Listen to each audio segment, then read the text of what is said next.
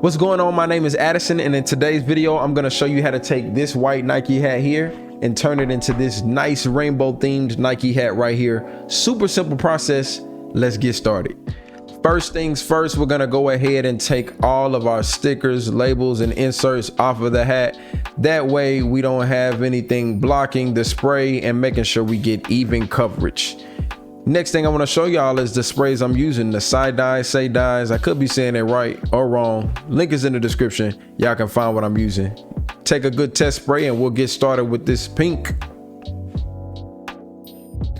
Next thing I'm gonna do, since I forgot to do it at the beginning, is unfasten the hat from the back. You'll see why that's important in a minute.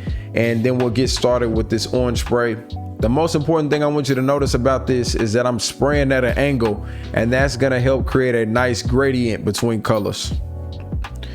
Next, I'm gonna come in with the yellow, and I'll spray this from a top down angle because since it's a lighter shade, it won't really affect the other colors as much.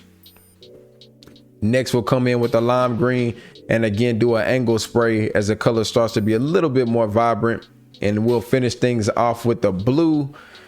And you can see now things are coming together super simple. And then at the back, the lid that I told you gonna unfasten, that's why we sprayed it, just so we make sure we can have color on all angles.